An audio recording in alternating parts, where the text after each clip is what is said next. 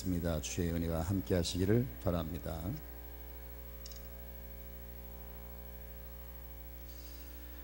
고등학교 교과서 국어책에 실린 시를 한 편 소개합니다.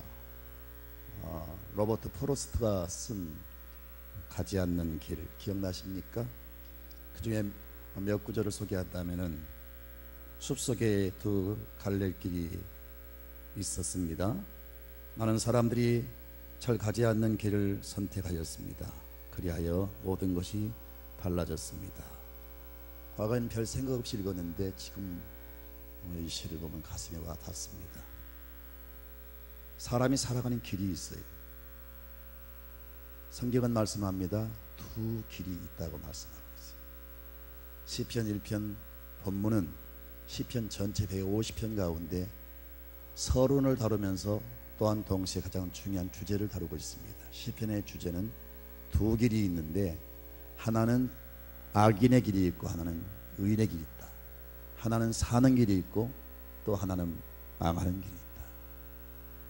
하나님은 이스라엘 백성들을 다스리기 위해서 모세를 통해서 백성들을 향해 선포했습니다. 너희 앞에 두 길을 놓았으니 생명의 길과 사망의 길, 복받는 길과 저주받는 길이 있다. 너희가 살기 위해서는 생명의 길을 택하라. 복을 받기 위해서는 바로 복된 길을 택하라. 그렇게 선포하고 있습니다.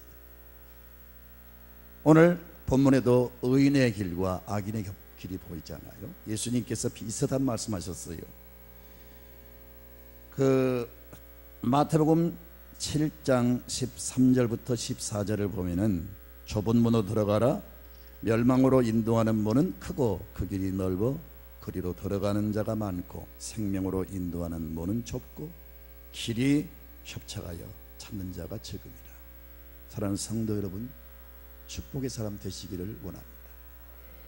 내가 축복받기를 소원한다고 해서, 내가 꿈을 꾼다고 해서 축복이 열리는 게 아니에요. 축복은 하나님이 지고 계십니다.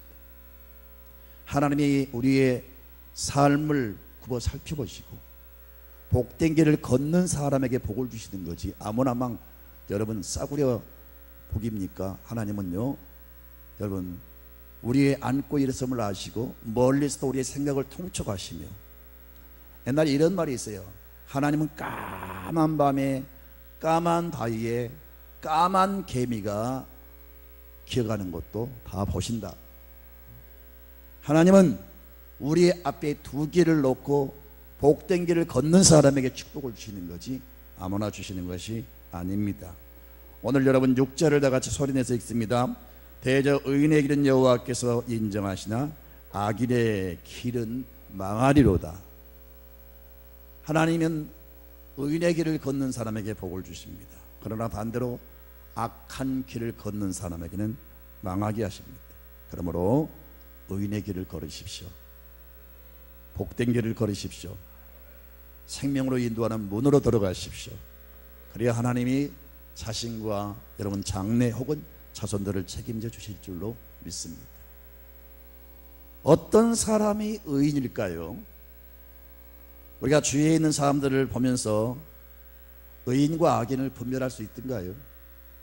우리가 어떤 사람을 바라보고 저 사람 어려운 사람이야, 참 저 사람은 선한 사람이야, 이렇게 우리가 판단하지만은 사실은 대부분 다 그것이 주관적인 생각이고 올바른 판단이 아닙니다.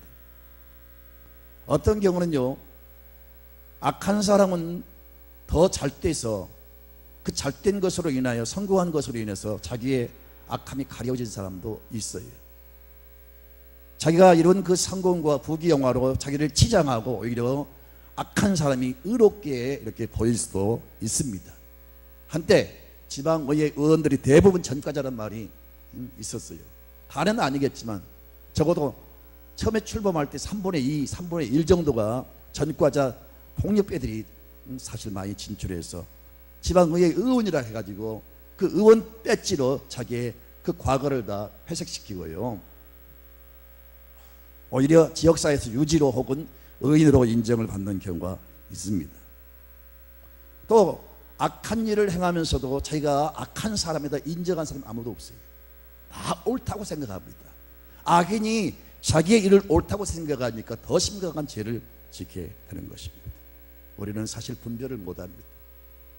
나하고 가까우니까, 내가 아는 사람이니까 학연 지연에 의해서 사람을 또 좋게 평가하는 경우도 있어요. 근데 여러분, 성경에는요 악인과 의인을 분별하는 시금석이 나와 있어요. 어떤 사람이 악인이고 어떤 사람이 의인이냐. 유명한 사람이니까 혹은 성공한 사람이니까 지식이니까 뭐 그 시대의 권력자니까 의인입니까? 아니라는 거죠. 성경은 그 시금석을 이렇게 말씀합니다. 어떤 사람이 의인이냐? 여호와의 율법을 즐거워하면서 그 율법을 날마다 묵상하는 사람이 의로운 사람이라는 겁니다. 그런 사람이 의로운 길을 갈 수가 있고 그런 사람을 하나님이 인정하시고 복을 주신다는 겁니다. 2절을 다 같이 소리내서 읽습니다. 오직 여호와의 율법을 즐거워하여 그의 율법을 주야로 묵상하는 자로다.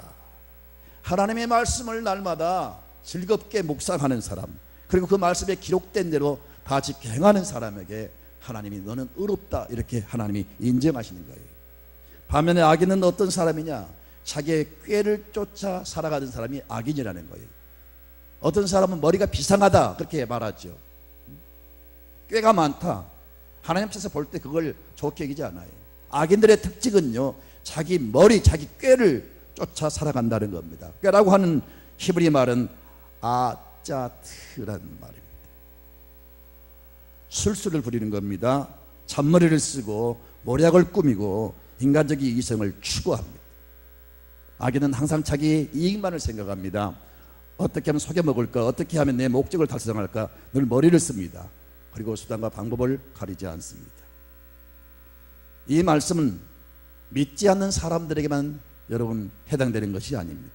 믿는다고 하면서도 하나님은 제쳐버리고 내 재주와 나의 꾀를 앞세우고 살아가는 사람들은 성경 찬송을 끼고 단연히 교인은 될지 몰라도 하나님이 보실 때 그 사람을 의인으로 인정하지 않습니다. 그러니 그 길이 평탄할 리가 없죠. 하나님이 보실 때 의롭다 여김을 받으시기를 바랍니다. 그 의롭다고 여김을 받는 그 시금석은 내가 하나님을 경외하고 하나님의 말씀을 내 삶의 등불로 삼고 그 말씀을 즐겁게 묵상하며 살아가는 사람, 이런 사람이 의로운 사람이라는 겁니다. 성경을 보면요 악한 왕과 의로운 왕이 나옵니다. 하나님께서 왕들을 세우실 때 특별히 명령하신 게 있어요. 우리나라도 국민교육 헌장이 있잖아요. 당시에 왕들을 세울 때 왕들이 숙지하고 왕들이 지켜야 될 왕의 교육 헌장이 있었습니다. 그래서 그 말씀은 신명기 17장 18절부터 나옵니다. 자, 그 당시에 왕에게 주어진 교육 헌장입니다. 다 같이 읽습니다. 그가 왕위에 오르거든 이 율법서의 등사본을 레위 사람 제사장 앞에서 책에 기록하여 평생에 자기 옆에 두고 읽어 그의 하나님 여호와 경외하기를 배우며 이 율법의 모든 말과 이 규례를 지켜 행할 것이라. 그리하면 그의 마음이 그의 형제들 위에 교만하지 아니하고 이 명령에서 떠나 좌로나 우로나 치우치지 아니하리니 이스라엘 중에서 그와 그의 자손이 왕위에 있는 날이 장구하리라. 하나님이 왕들을 세우실 때마다 이걸 강조하세요. 그래서 선한 왕들은 어떤 왕이냐? 항상 자기 옆에 하나님의 말씀을 두고 그 말씀을 늘 묵상하면서 그 말씀대로 나라를 다스리고, 그러면서 사람들이 하나님의 말씀에 의해서 변화가 일어나고 교만하지 않고 사리사욕에 눈이 어둡지 않고 정말 나라를 잘 치리할 수 있다는 겁니다. 사랑하는 성도 여러분, 하나님 우리 삶에 지침서를 주셨습니다. 우리가 지켜야 될 영적 교육 헌장이 있습니다. 하나님의 말씀입니다. 그래서 늘 하나님께서는 시대에 종들을 세우면서 강조하신 말씀은 좌로나 우로나 치우치지 말고 오직 여호와의 율법을 주야로 묵상하면서 그 가운데 기록하는 것을 다 지켜 행하라. 그리하면 내 길이 평탄하게 될 것이다. 내 길을 내가 지도하게 될 것이다. 하나님의 말씀을 그대로 받아들이십시오. 여러분, 주관적인 생각을 버리고 꾀를 앞세우지 말고요, 온전하신 하나님의 말씀을 가까이 두십시오. 늘 읽으십시오. 하나님의 지혜를 주시고 삶을 살아가는 데 있어서 분명한 길을 인도해 주실 줄로 믿습니다. 이스라엘과 유다의 왕들 가운데 선한 왕의 특징은요, 인물이 잘났다, 혹은 전쟁에서 늘 승리를 거두었다, 혹은 여러분 그 집안이 무슨 뼈대 있는 가정이다, 그래서 여러분 선한 왕으로 인정한 게 아니고, 이 선한 왕의 공통적인 특징이 뭐냐? 하나님을 두려워하고 하나님의 말씀을 늘 붙들고 살았다는 겁니다. 그것이 선한 왕의 기준이었어요. 그리고 그들이 그렇게 말씀을 앞세우고 살아갈 때 하나님이 여지없이 그 시대에 융숭한 발전과 번영과 축복을 베풀어 주신 것을 볼 수가 있습니다. 하나님의 말씀이 사람을 변화시키는 거예요. 하나님의 말씀이 사람을 지혜롭게 하고 왕의 머리에 모략과 슬기를 주시고, 그래서 하나님의 말씀에 따라 사람은 나라를 잘 다스릴 수밖에 없습니다. 그리고 여러분 성경을 보면 그 시대가 가장 번영하는 시대인 것을 볼 수가 있어요. 하나님의 말씀이 우리를 변화시킵니다. 여러분 그 어거스틴을 아실 겁니다. 탕자 어거스틴. 물론 그 사람은 지식인입니다. AD 354년에 탄생을 해서 나중에 헬라 유명한 철학 교수가 되고 수사학 교수가 됩니다. 대단한 명석한 사람이에요. 그런데 기독교를 아주 싫어하고 대적한 사람이었습니다. 그의 어머니 모니카가 얼마나 많은 눈물을 흘리면서 기도했는지 몰라요. 그런데 아무리 전도가 아무리 사람들이 설득해도 돌아오지를 않는데, 어느 날 어거스틴이 성경 로마서 13장 13절을 읽는 가운데 깨졌어요. 낮에와 같이 단정히 행하고 방탕하거나 술 취하지 말며 음란하거나 호색하지 말며 다투거나 시기하지 말라. 이 말씀 한마디에 깨져버린 거예요. 그래서 그가 이 말씀으로 회개하고 변화를 받아서, 그가 변화를 받으니까 이 어거스틴이 우리 교회 역사에 1000년간의 사상을 지배할 정도로 대석학자가 되고요, 큰 위대한 성자가 된 겁니다. 하나님의 말씀이 그를 변화시킨 겁니다. 종교개혁도 마찬가지입니다. 여러분 말틴 루터가 성경을 읽는 가운데 복음에는, 하나님의 복음에는 의가 나타나니 믿음에서 믿음에 이르게 하고 오직 의는 믿음으로 말미암아 살리라. 이 말씀을 읽다가 변화를 받아서 종교개혁을 단행한 겁니다. 여러분 하나님의 말씀은 살아있습니다. 하나님의 말씀은 살았고 운동력이 있어 좌우에 날선 어떤 예리한 검보다 예리하여 혼과 또 영과 관절과 골수를 찔러 쪼갠다 그랬습니다. 하나님의 말씀은 우리 머리를 깨웁니다. 이성을 깨우고 혼을 깨웁니다. 우리 영을 변화시킵니다. 우리의 삶을 변화시킵니다. 손과 발로 활동하는 모든 삶을 변화시키는 그런 능력이 있어요. 모두라는 사람을 지혜롭게 하고 그 속에 악성, 독성, 음란성, 모든 잘못된 것을 다 소멸시키는 능력이 있어요. 참 희한합니다.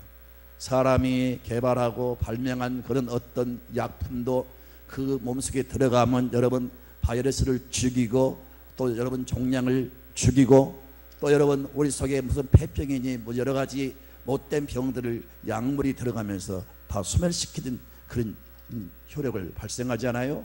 희한하게 하나님의 말씀이 내 안에 들어오면요 우리가 변화가 일어나요. 내 속에 못된 것들이 사라지게 돼 있어요. 악한 사람이 말씀이 들어오면요 순한 사람으로 변화가 일어나요. 말씀은 그 효능이 있고 그런 신비한 능력이 있습니다. 그런데 악한 왕들의 특징은요 외적으로 볼 때 성공한 왕처럼 보입니다. 왜냐하면 권모술수가 많고 꾀가 많고 그래서 악한 왕들의 그 행적을 보면 탁월한 어떤 그 면이 있어요. 그래서 정치를 잘하고 외교를 잘하고 뭐 나라를 부국 강병으로 인도하고요. 특히 여로보암 2세 같은 사람이 그런 사람이에요. 그러니까 사람이 성공했느냐 실패했느냐 거기에 따라서 선한 왕이고 악한 왕이고 그렇지가 않다는 거예요. 이 여로보암 왕은 대단히 머리가 좋은 사람이란 말이에요. 그가 왕으로 있을 때 정치를 잘했습니다. 그런데 왜 성경은 그 여로보암 2세를 악한 왕이라고 얘기할까요? 하나님의 말씀을 받아들이지 않는 거예요. 자기의 깨와 권노술수를 앞세워서 그런 정치를 했어요. 그래서 성경은 말씀합니다. 이사야 31장 1절에 악한 왕은 어떤 모습으로 나타나느냐 같이 읽읍시다. 도움을 구하러 애굽으로 내려가는 자들은 화 있을지인저 그들은 말을 의지하며 병거의 많음과 마병의 심히 강함을 의지하고 이스라엘의 거룩하신 이를 앙무하지 아니하며 여호와를 구하지 아니하나니. 당시의 군마, 가장 좋은 말은 애굽에서 나왔어요. 그래서 좋은 군마를 많이 사들이는 것이 전쟁에 승리하는 비결이다. 많은 병거를 제작하고 많은 그 마병을 양육해서 국방력을 튼튼히 해야만이 나라가 강한 나라가 될 수 있다. 이런 생각을 가지고 오로지 그런 일에만 혈안돼 가지고 말사하고 병거 만들고 마병 양육하고 그런 일에만 정신을 쏟고 있는 겁니다. 바로 이런 왕을 가리켜서 하나님은 말씀하시기를, 악한 왕이다. 내 삶에 하나님을 경외하고 하나님의 말씀을 나의 삶의 등불로 삼고 살아가느냐, 그 사람은 선한 사람이고, 하나님을 제쳐버리고 나의 얄팍한 꾀를 앞세우고 살아가는 사람은 악한 왕이라고 성경은 분명히 말씀하고 있습니다. 사랑하는 성도 여러분, 그 어떤 것보다 여호와를 의지하십시오. 잠언 3장 5절에 너희는 마음을 다하여 여호와를 신뢰하고 너의 명철을 의지하지 말라. 너는 범사의 그를 인정하라. 그러면 여호와께서 너에게를 지도하시리라. 여러분의 IQ 좋은 머리를 앞세우지 마십시오. 꾀를 앞세우지 마십시오. 이건 악인의 특징입니다.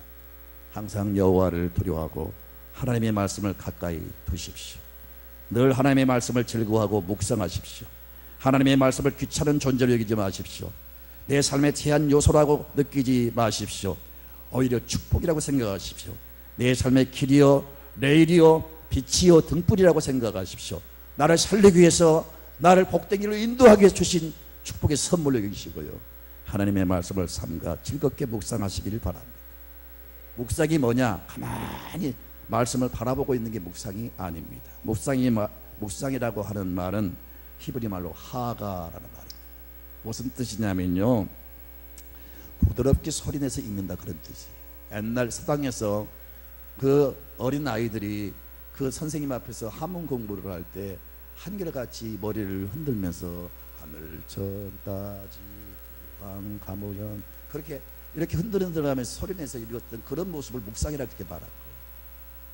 하나님의 말씀을 여러분 그렇게 여러분 몸을 정신을 깨우고 몸을 흔들면서 하나님의 말씀 어찌하든지 내가 졸음에 묶이지 않고 잠들지 않고 몸과 마음을 깨우면서 하나님의 말씀을 주목하는 것을 바로 묵상이라 그렇게 말합니다.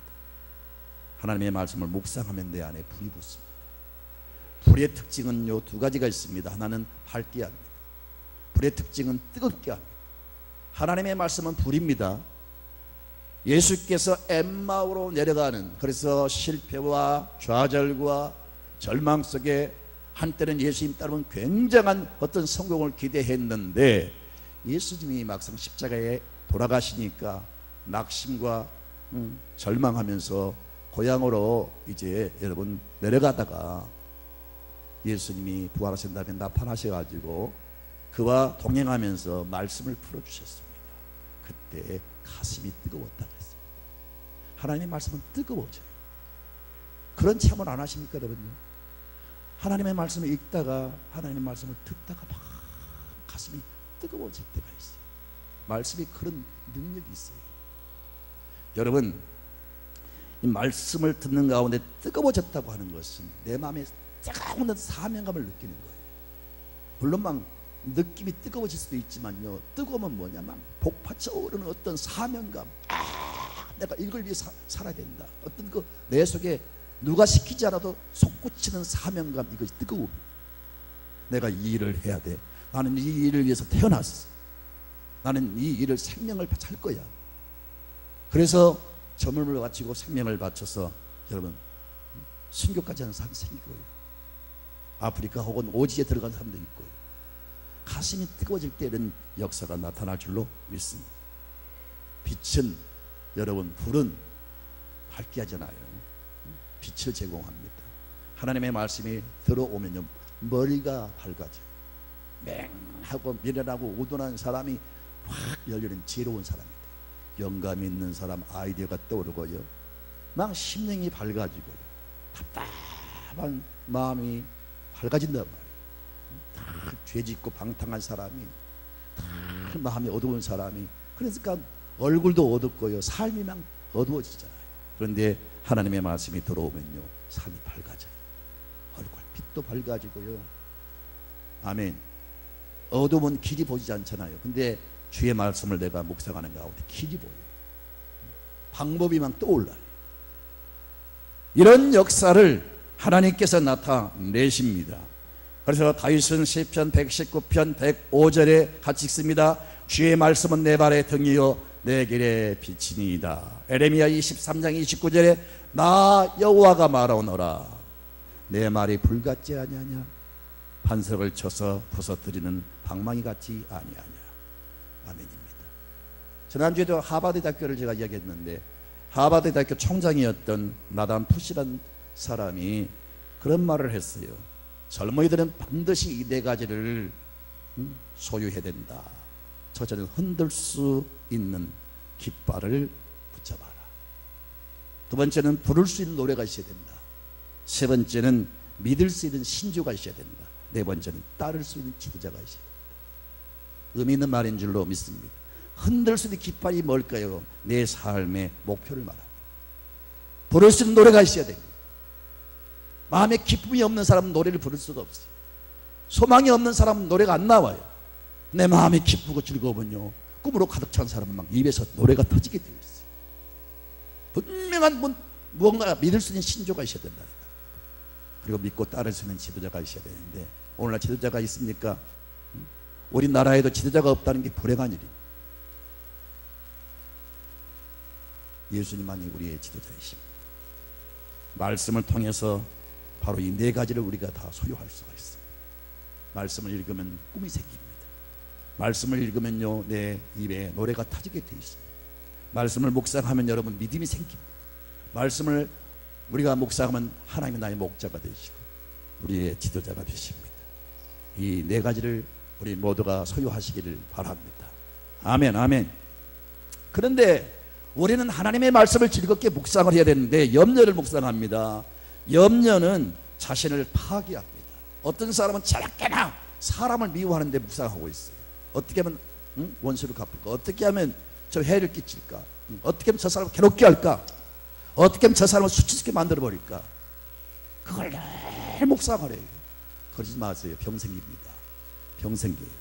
좋은 생각을 하면요, 좋은 호르몬이 나오고요, 나쁜 생각을 하면 우리 몸을 파괴하는, 병을 일으키는 그런 호르몬들이 막 우리 몸에서 나오는 거예요.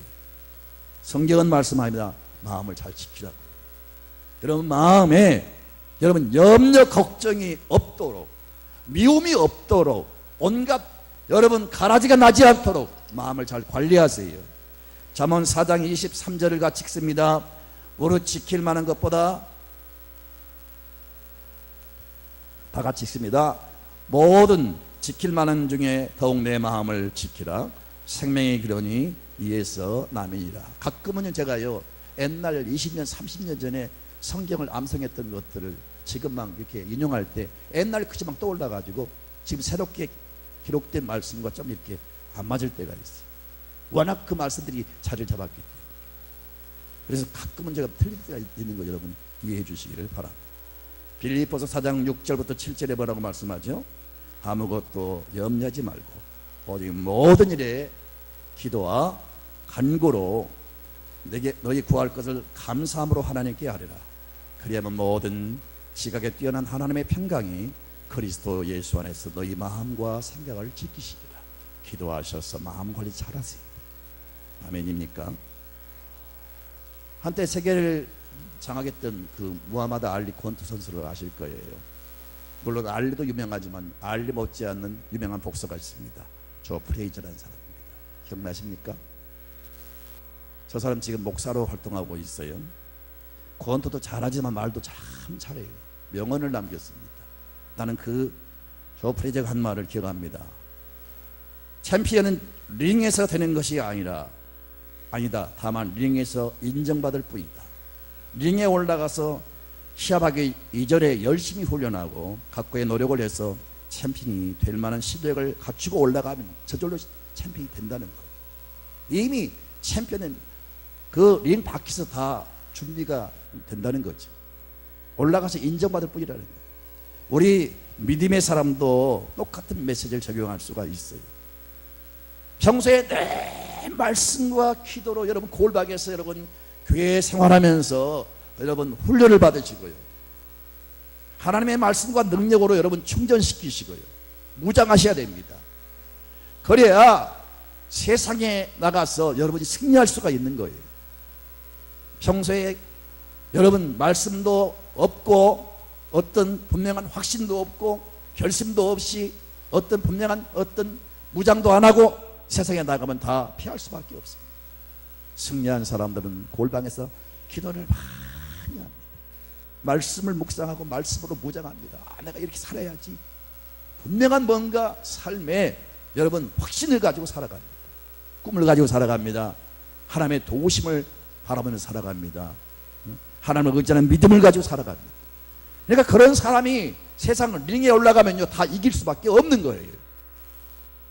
현재 나의 영적 상태를 보면 앞으로 내가 성공할 것이냐 실패할 것이냐 누가 시키지 않아도 다 알 수가 있어요.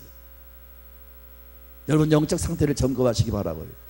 내가 영적으로 온전하지 못하면 하나님의 말씀으로 무장하지 않으면 앞으로 살아갈 삶이 그렇게 큰 기대가 안 됩니다. 하나님의 말씀으로 확신을 가지고 나는 성공한다, 아니 된다, 그런 확신과 더불어 실력과 말씀과 능력으로 무장하고 나갈 때 그 사람은 세상을 정복해 나갈 수가 있는 겁니다. 책 가운데 무덤 속에서 세상을 움직이는 7사람이라는 책이 있어요. 여기 나온 사람들은 무덤 속에 죽어서 묻혀있다 할지라도 무덤이 그들을 가둘 수 없다는 거죠. 비록 육체는 땅속에 묻혀있다 할지라도 저 사람들이 끼친 그 어떤 영향력은요 지금도 세상 곳곳에서 나타나고 있어요. 다윗은 수천 년 전의 사람이지만 무덤 속에 그는 분명히 묻혔습니다. 그러나 다윗의 영성과 믿음과 교훈과 그가 기록한 책과 여러분 그가 남긴 아름다운 신앙의 그 유산들은 지금도 전 세계에서 지금도 역사하고 있습니다. 무덤이 가둘 수가 없는 겁니다. 저와 여러분은 무덤 속에 묻히지 않기를 원합니다. 육체는 묻혀도 정신과 마음은 여러분이 끼친 아름다운 선한 영향력은요 이 땅에서 계속 산의 불길처럼 번져나가시기를 주님의 이름으로 축원드립니다. 뭔가 이 땅을 살아가면서 좋은 영향을 끼치세요. 아버지가 떠나던 자손들이 대를 이어서 그 교훈과 신앙을 이어받아서 믿음으로 살아가는 그런 아름다운 전통이 여러분 가정에 있기를 축원드립니다. 영원히 우리가 묻히지 않는 비결은 영원한 하나님의 말씀을 붙드는 것입니다. 이 사실을 명심하고 여러분 말씀의 인생을 거는 사람이 되시기를 바랍니다. 누가복음 21장 32절에 천지는 없어지겠으나 내 말은 없어지지 않는다 그랬어요. 영원한 말씀을 붙잡으면 여러분이 매지 않는 사람이 될 것입니다. 어떤 사람이 의로운 사람이냐? 첫 번째가 여호와의 말씀을 묵상하면서 즐거워하는 사람. 두 번째는 사람과의 관계에서 지혜롭게 교제하는 사람이 의로운 사람. 사람은 어쩔 수가 없습니다. 나하고 가까이 하는 사람들에 의해서 영향을 받게 돼 있어요. 무리의 법칙이라고 우리가 사람들 떠나서 살 수가 없잖아요. 사람들 틈에서 사람과 더불어 살아가는데 교제하는 적어도 마음과 정신을 같이 나누는 사람은요 아무나 사귀지 말고요 정말 감동을 받을 만한 사람을 가까이 하십시오.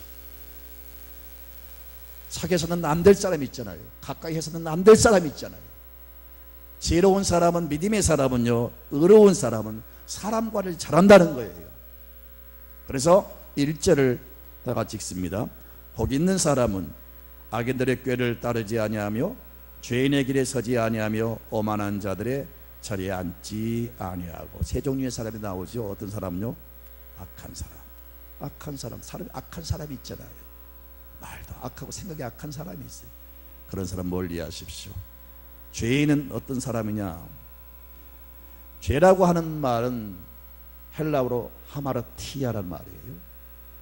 이것을 이제 해석하면요, 공사가, 활을 쏘는 공사가 관역을 향해서 활을 쏘아야 되는데 관역에 맞추지를 못하고 빗나가 버렸어요. 이게 죄라는 의미예요. 하나님께서 우리를 이 땅에 보내실 때, 우리를 창조하실 때 하나님의 영광을 위해서 살라고 만들었어요. 근데 살아가는 삶의 촛대가, 초점이 맞지를 않아. 자꾸 곁길로 간단 말이에요. 이게 죄라는 거예요. 꼭 무슨 도둑질하고 그건 한 가지 현상에 불과하지, 진짜 죄는 하나님의 영광을 빗나간 게 바로 죄입니다. 그래서 삶에 하나님의 영광을 향한 어떤 비전이 없는 사람은 사귀지 마십시오. 나의 꿈도 여러분 식어지고 사라질 뿐입니다. 분명한 삶의 목표가 있는 사람과 사귀시기 바랍니다. 오만한 사람은 어떤 사람이냐? 하나님을 거스리는 사람이에요. 하나님을 반역하는, 하나님을 우습게 여기는 사람입니다. 신앙생활을 우습게 여기는 사람들이 오만한 사람. 이런 사람을 멀리 하십시오. 이것이 여러분 의로운 사람이 될 수 있는 지름길입니다.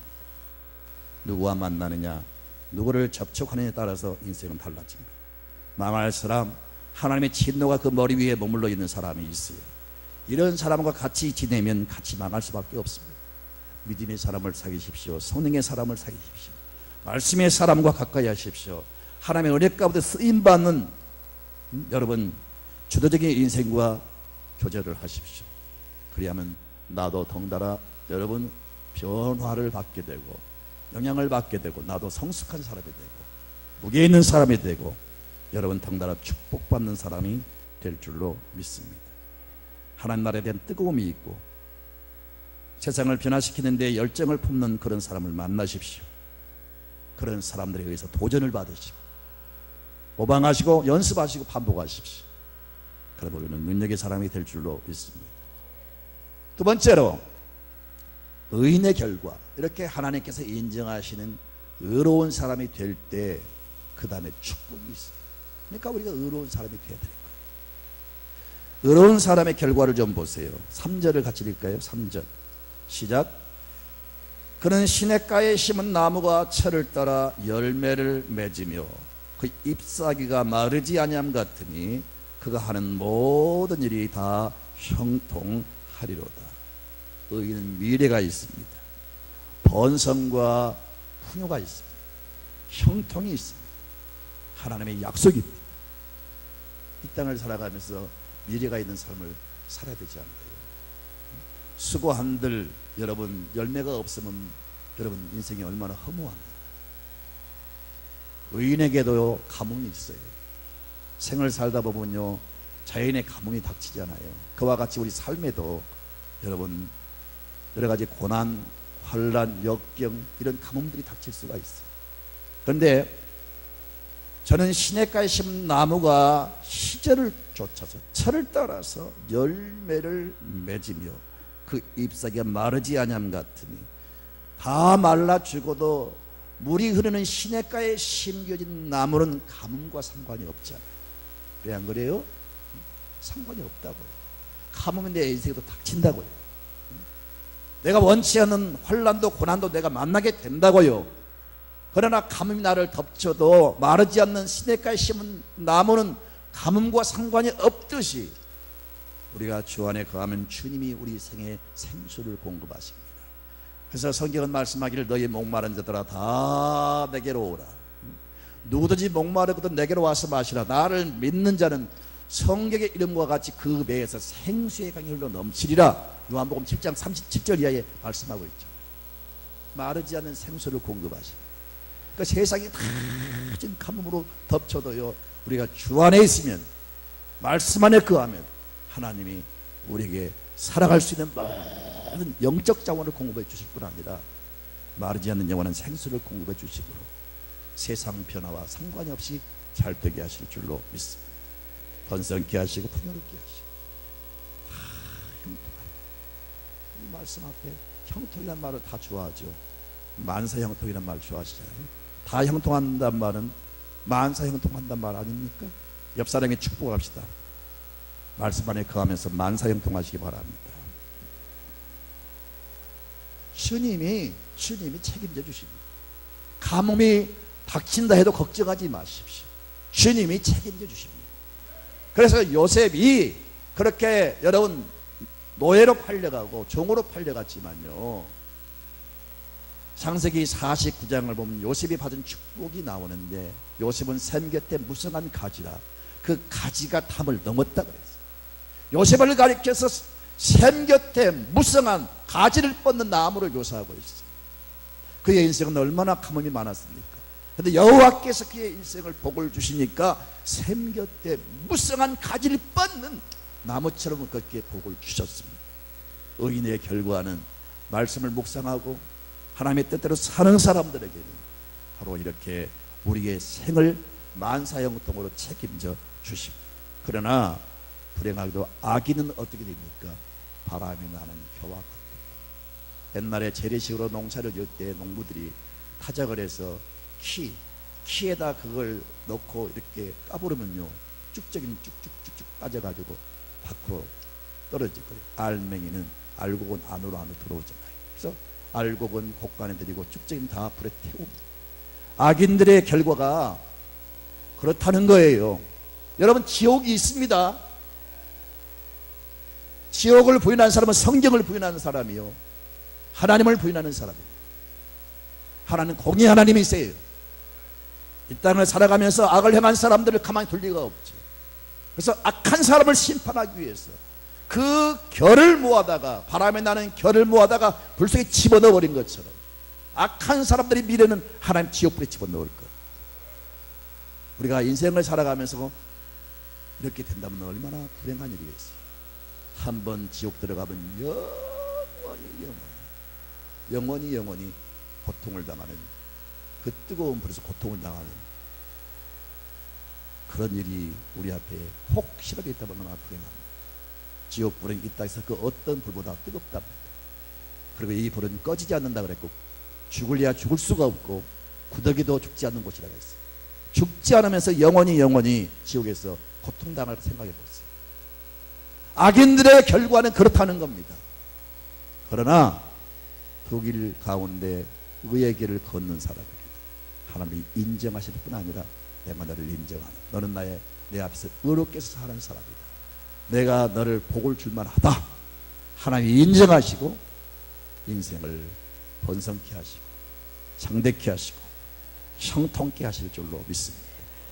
두 길 가운데 오늘 한 편의 설교로 여러분 듣고 돌아가지 마시고 마음에 새기십시오. 잘 박힌 모처럼 그래 내가 인생을 살아가면서 항상 우리가 두 길에 직면하게 될 터인데, 이 길이냐 저 길이냐, 항상 여러분 그런 길을 만나게 되잖아요.